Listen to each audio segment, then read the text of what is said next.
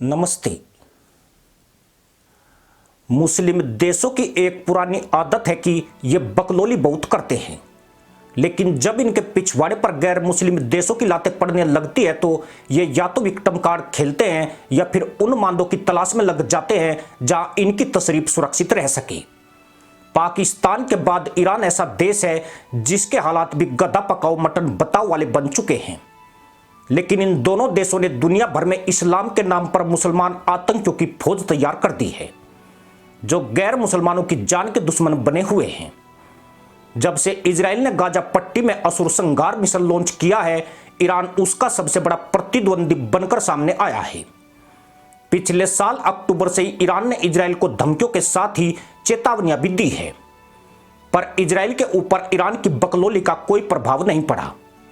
उल्टे इजराइल ने 1 अप्रैल को दमिश्क में ईरानी दूतावास पर हमला करके 13 ईरानी अधिकारियों को ठोक दिया, जिसके जवाब में ईरान ने 14 अप्रैल को इजराइल के ऊपर 300 से ज्यादा ड्रोन और मिसाइल से नुकसान रहित हमला किया। ईरान ने इजराइल पर सांकेतिक अटैक तो कर दिया, लेकिन उसे जल्दी महसूस हो गया कि उसने खुद आग के धधकते कुएं को स्पर्श कर लिया है। इजराइल के साथ महाशक्तियां डटकर खड़ी है।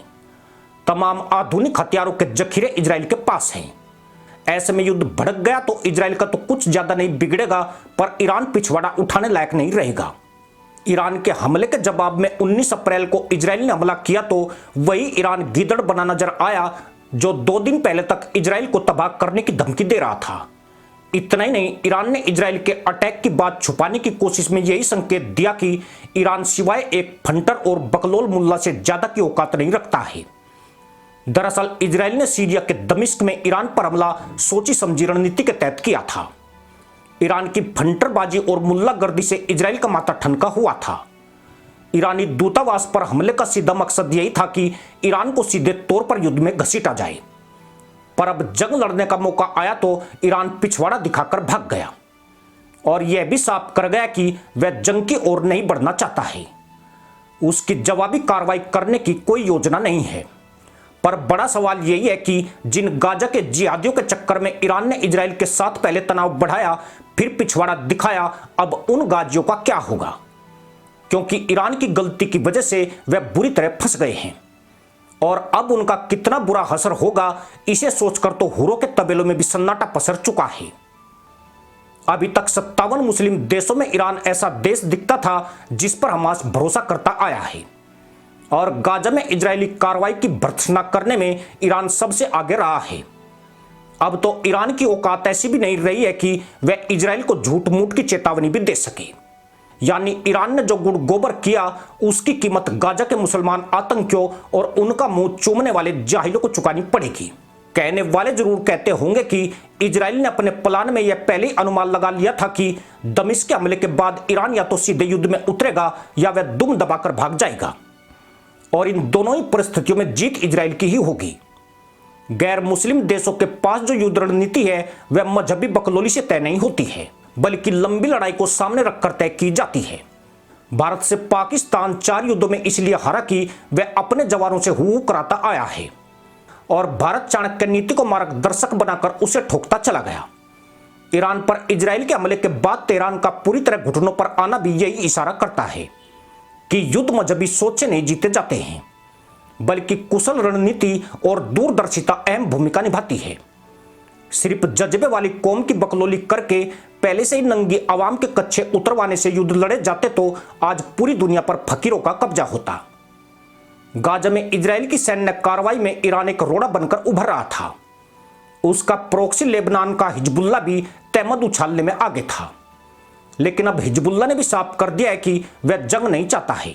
यानी दमिश्क में इजराइल के हमले ने खेल को पूरी तरह पलट दिया है। हमास के तमाम हिमायती बीच मैदान में उसे छोड़कर किनारे हो गए हैं।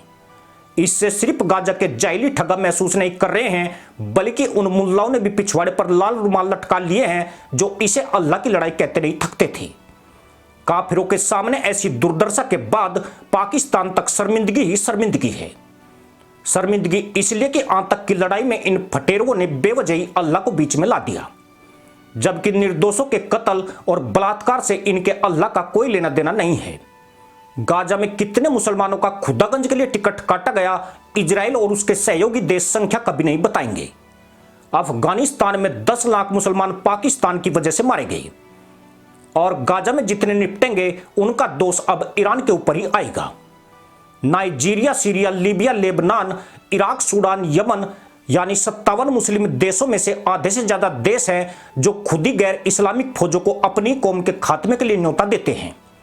बीते 4 दशक में 2 करोड़ से ज्यादा मुसलमान युद्ध, आतंकवाद और उससे पड़ने वाले गंभीर असर के चलते मारे जा चुके हैं। खास बात यह है कि खुद मुस्लिम देशों की ओर से ही हमलों की शुरुआत की गई और बाद में बुरी तरह हारे भी, लेकिन बेशुमार तबाही और बर्बादी के बाद भी वे अपनी हार को अल्लाह की जीत बताते रहे, यह सोचे बिना कि उनकी मुल्लागर्दी के चलते कितने मुसलमान मारे जा चुके हैं। ईरान ने हमास को उकसाकर इजराइल पर आतंकी हमला करा दिया, जिसमें 1200 इजरायली लोग शहीद हो गए, लेकिन गाजा में 1200 गैर मुसलमानों के बदले कितने मुसलमानों की पूंजी बच चुकी है, इसके आधिकारिक आंकड़े ही दहलाने वाले हैं। इजराइल ने एक सिर के बदले 30 सिर वसूल कर लिए हैं, पर हकीकत इससे भी कहीं ज्यादा भयावह है। यहां लाखों लोगों को धरती चुमवाई जा चुकी है और अभी लाखों का और गेम बजने वाला है। अब ऐसी हार को भी ये फंटर मुल्ला हमास की जीत बोलेंगे तो इनसे बड़ा मूर्ख और ना समझ कोई नहीं है। अफगानिस्तान में अमेरिका और उसके सहयोगी 2 लाख लोगों को ठोककर वापस लौट गई और अफगानिस्तान के तालिबान ने इसे अपनी जीत करार दे दिया, जबकि अमेरिका जिस मकसद से अफगानिस्तान आया था वह पूरा करके अब उसे लौटना ही था। फिर भी तालिबान बोला उसने अमेरिका को हरा दिया। इसी तरह भारत ने पाकिस्तान के 2 टुकड़े कर दिए। 1965, 1971 और 1999 में कारगिल में पाकिस्तानियों की लाशें बिछा दी। पाकिस्तान के हाथ कुछ भी नहीं लगा, फिर भी वह अपनी गंवारू कौम को बताता है कि उसकी आर्मी ने भारत को हरा दिया। इनकी ऐसी सोच के चलते ही आज मुसलमान बुरी तरह पिस रहा है और इसका फायदा पश्चिमी देश उठा रहे हैं। वे जानते हैं कि जिस मजहब को ये लोग अपनी ताकत मानते हैं वही मजहब इनके खात्मा करने की उन्हें ताकत देता है। पर ईरान को शायद आखिरी वक्त में अकल आ गई और उसने मैदान छोड़कर भागने में ही भलाई समझी। इसी के साथ अनुमति दोस्तों, जय हिंद, वंदे मातरम।